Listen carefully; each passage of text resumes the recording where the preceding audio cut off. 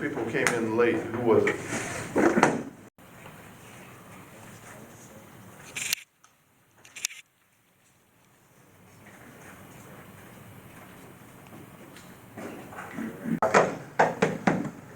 I am all caught. I've had yours graded for a while, but I had 2 other exams out there I had to grade. And I am all caught up. So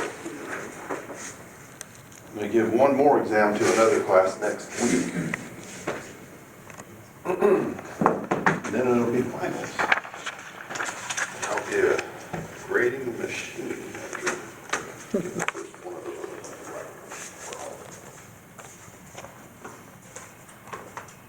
Any questions on anything you're working on here? 11:3 shuts down tomorrow night. So we're going to get focused on chapter 12, okay? You should have that pretty much wrapped up. Are there anything there you need to see, you need to look at? All right, let's continue on. So 12.1 I have set to be due on the 12th, so we're going to hopefully finish it right now. And today's the 6th, so you'll have Friday and Monday to ask questions. Likely everything else I'll just make due during finals week, because when we get to 12.2, 12.3, just make those due during finals week, probably the night of the final. But you should do them ASAP, so that you learn what you need to learn before the final. Okay, you should do them right away. All right, I want to do some examples here from section 12.1. I put some information on the board. We had this up here, I think, on Monday. But in parametric form, x naught, y naught in these equations, those are the center of the circle. X naught, y naught, and then absolute value of a is the radius, and the interval that t has to go through so we complete one lap around the circle is 2 pi over absolute value b. You might remember that from the period of sine and cosine. Remember that formula? So that's the period for sine and cosine. That running t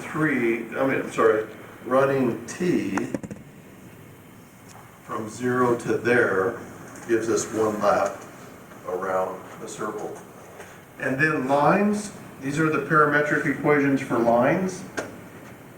Maybe I should have written x of t, y of t, x of t, y of t. But x naught, y naught, that is a point on the line. That's a known point on the line, x naught, y naught. And then the a, remember, slope is rise over run. So the coefficient of t that defines y over the coefficient of t that defines x, b over a, that's your slope. And then that's a point that it passes through.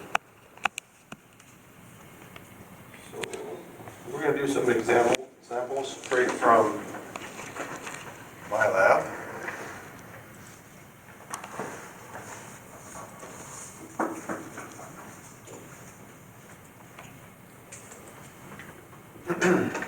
See what you can do with this. Give it a try.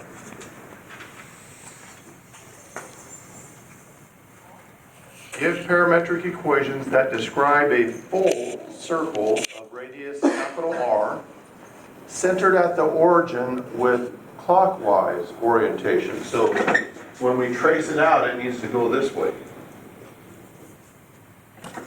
Where parameter t varies over the interval 0 to 34. Assume that the circle starts at point R0.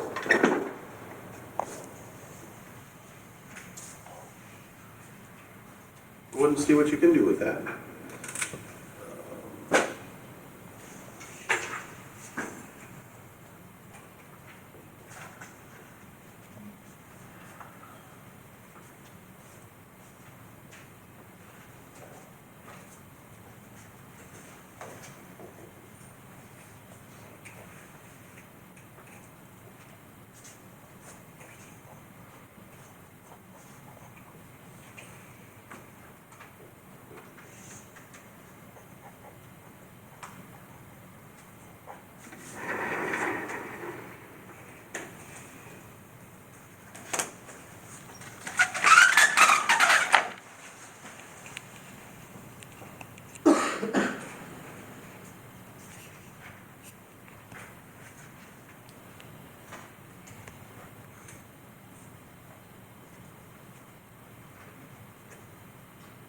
Assume it's centered at the origin. Did it say something about that?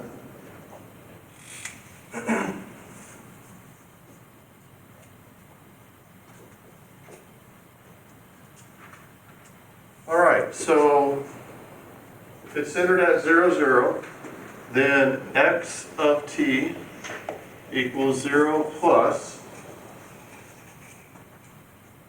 a gives us the radius, so that's going to be capital R, cosine, and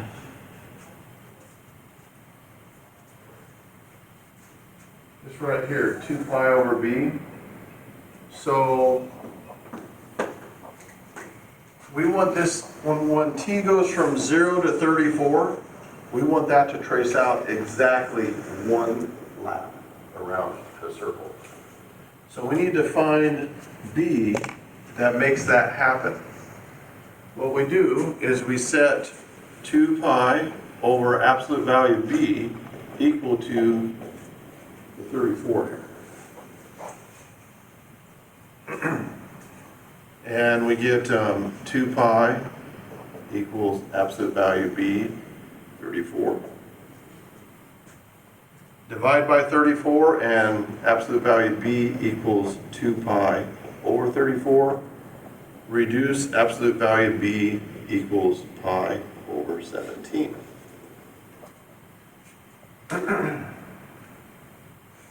So,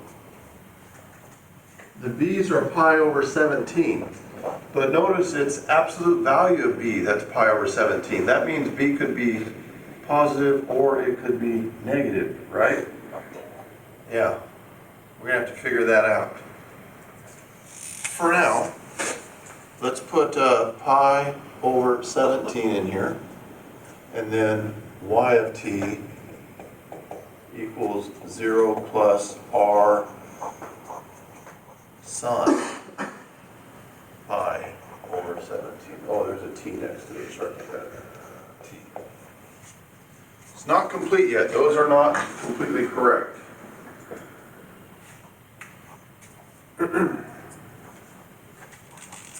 We want our circle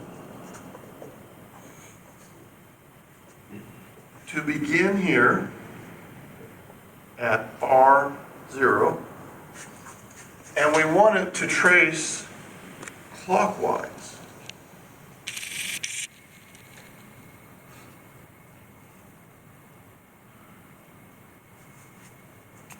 We want it to go that way. Well,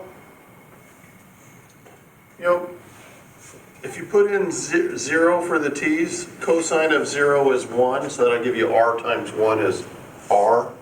Sine of 0 is 0, so that'll give you the 0. So that generates the correct starting point. But look what happens if we start putting values other than 0 in for t. Like, let's put in 30 degrees, pi over 6. Okay, pi over 6, which is 30 degrees. You're going to get cosine of some positive thing here, which is going to give you an answer to the right of the y-axis, a positive answer. You're going to get sine of a positive thing here, which is going to take you up here. Sine is positive up here. Sine is like the y-coordinates. So it looks to me like it's tracing this way, isn't it? Does that make sense? Well, in order to drop it down, make it trace down this way, the x values out here are the same as the x values over there, aren't they? What we need to change is we need to change sign, the y values. We need to make these y values negative so it flips it down here. This has to be negative inside a sign right here to make it go this way. Does that make sense? Now let's clean this up. X of t equals r cosine pi over 17 t. Sine is an odd function. MyLab will give you, or Pearson will give you credit if you leave the negative in here. But because sine is an odd function, the negative can come out to the front. So y of t equals R, negative R sine pi over 17t. That would be the ideal way to state it, but again, I believe Pearson will give you credit if you leave it like that. So let's try these.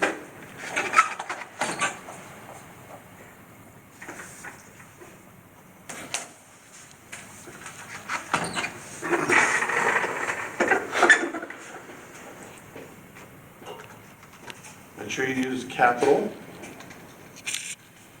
R, lowercase. In math, when you're assigning variables, the capital or lowercase makes a difference.